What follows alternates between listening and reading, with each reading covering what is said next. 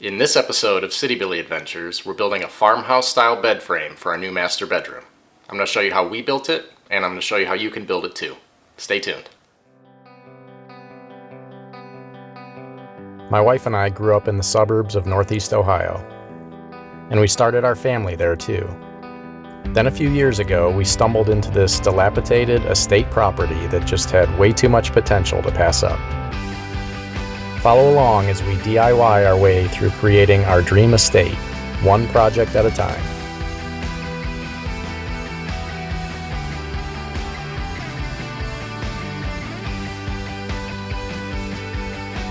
A wise man once said, "You're from the city, but you like hillbilly things." You're a CityBilly.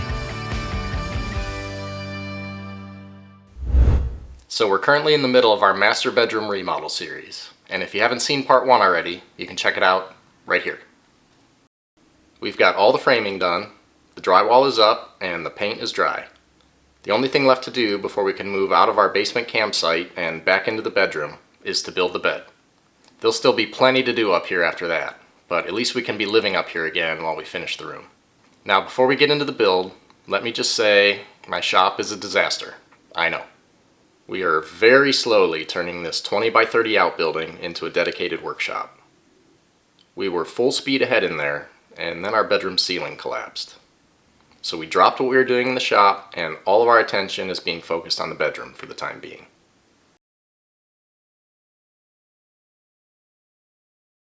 Once I get this bed done, hopefully I can get some serious progress done on the shop and quit misplacing some tools and tripping over others. We'll get there. Hopefully soon. Alright, so let's focus on the task at hand. A solid wood king bed frame. Now for a variety of reasons, king bed, all the way. But this design can be made to fit any mattress size. So we're going for kind of a rustic farmhouse look around here, and we're keeping that going with the bedroom. Boho rustic. What? Boho rustic. Huh? Boho rustic is what we're going for in the bedroom. Do you like foot? Boho rustic looks like that.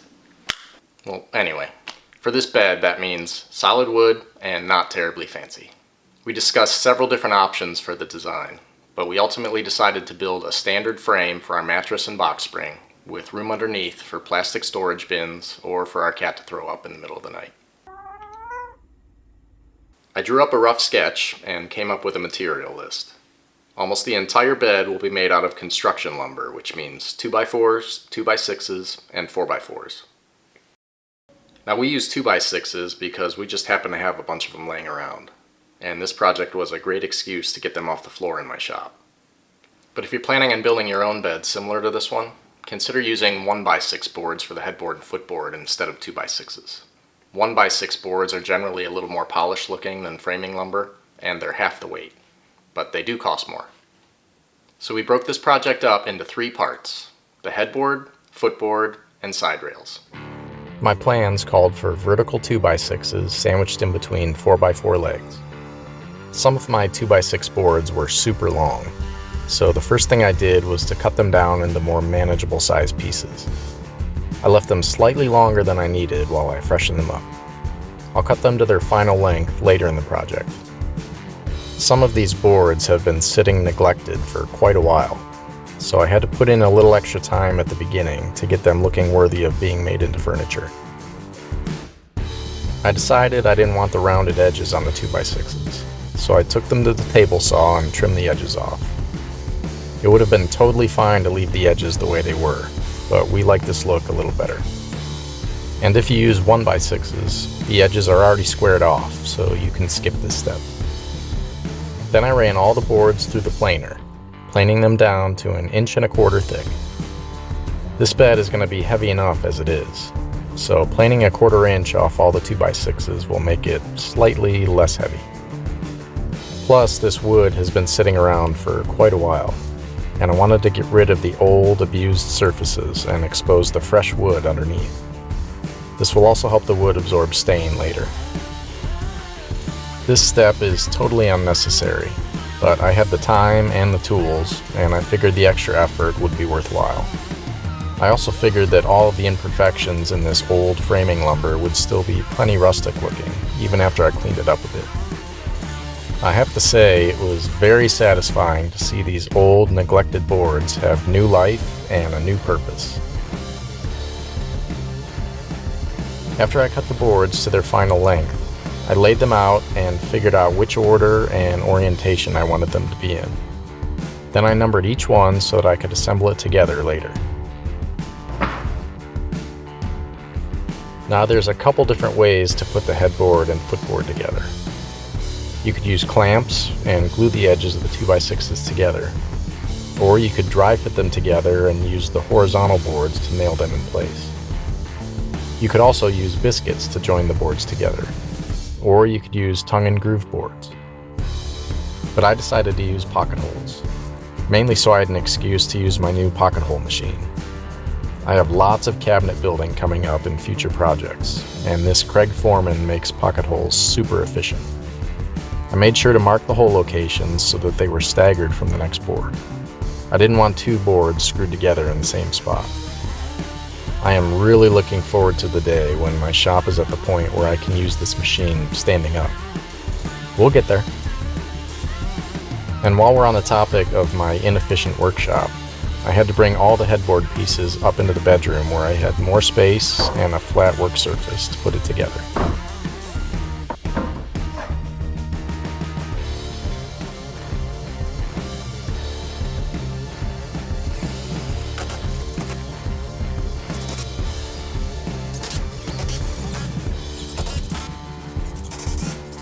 Once the 2x6s were screwed together, I sanded them down with 60 and 120 grit sandpaper. Same with the rest of the headboard pieces.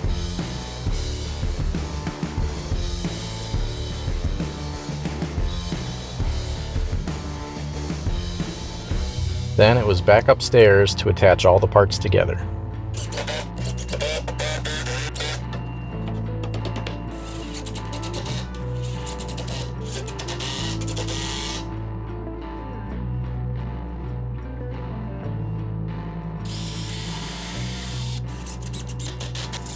Now keep in mind the headboard is pretty top heavy.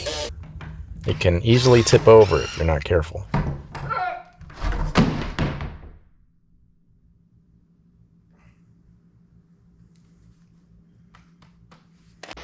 Now, if you've been thinking to yourself that you don't have a pocket hole jig, or a biscuit joiner, or 6-foot clamps, the easiest way to attach the headboard together is to lay the vertical pieces on a flat surface and use the horizontal boards to hold all the pieces together. You just have to do this part first and then attach it to the 4x4 legs.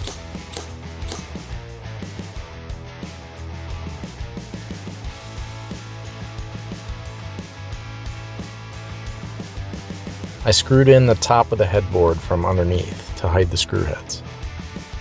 I didn't really like how the back of the 2x6s looked with all the pocket holes exposed, so I used some scrap 1/8" plywood to cover up the back side of the headboard. You'd probably never see this area, but I had the plywood laying around, and it just made me feel better to cover up the pocket holes. Now if you use any of the other techniques to join the 2x6s together, the back would look perfectly fine without the plywood. I'm starting to think that maybe I picked the least practical way to build the headboard. Then I repeated the whole process over again for the footboard. Since I was kind of figuring this project out as I went, I thought it made sense to build just the headboard and work out any kinks before moving on to the footboard. Now be careful if you're going to use the high-speed montage method. If you go too fast, it's easy to get careless and drill the pocket holes on the wrong side of your board. What an idiot! Oh, what a loser! Luckily, the horizontal 1x4 will cover up this mistake later. Stupid, stupid, stupid, stupid, stupid, stupid, stupid, stupid.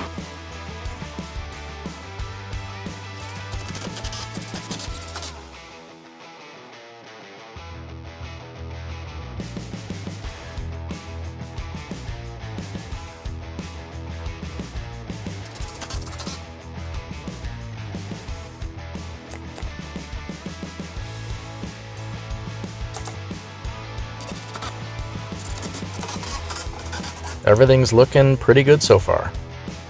And it's all downhill from here. The side rails are much more straightforward. They're just two 2x12s cut to length. I'll add a 2x2 to the bottom of each side rail later.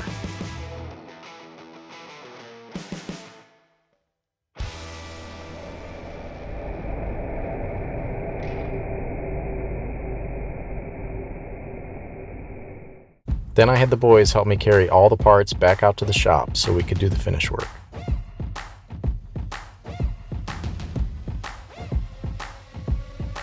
The boys helped me fill in all the nail holes with stainable wood filler.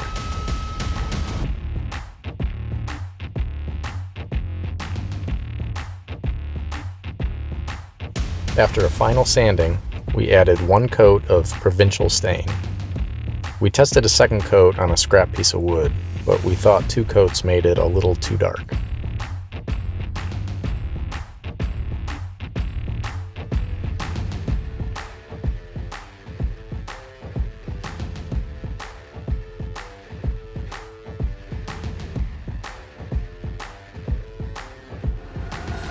Then I applied 4 coats of matte finish polyurethane.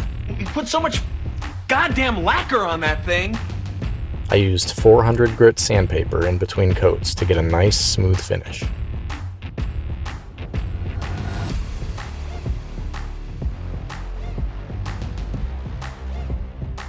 Then we carried all the parts back upstairs to put it together.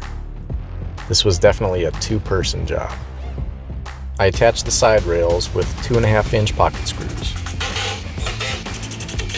Then I went back and added these 90-degree angle brackets for some additional strength. I wanted to be completely confident in the sturdiness of this bed. Then I attached 2x2 studs along the bottom of the side rails. These will support 2x4s going across the width of the frame to support the mattress. And again, in the spirit of sturdiness, I used scrap 4x4 pieces to make supports for the center of the 2x4s.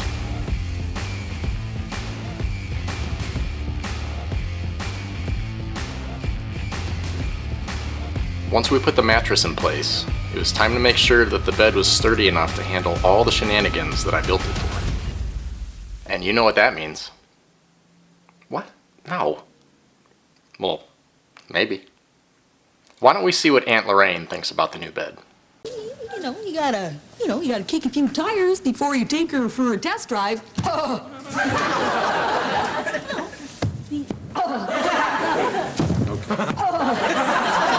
Ma'am? Ma'am?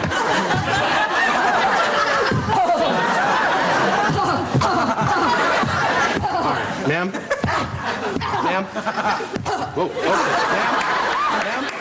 Alright, now for real. It's time to see how sturdy this new bed really is.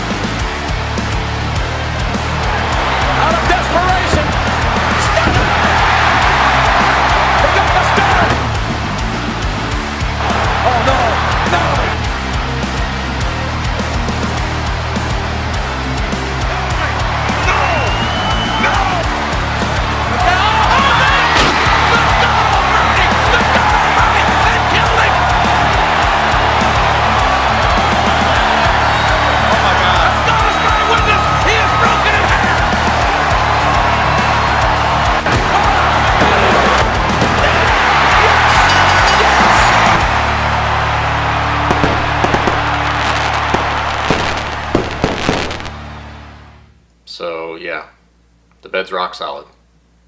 Special thanks to the Thai family for helping out with our skit. You can follow them at Thailand on Instagram.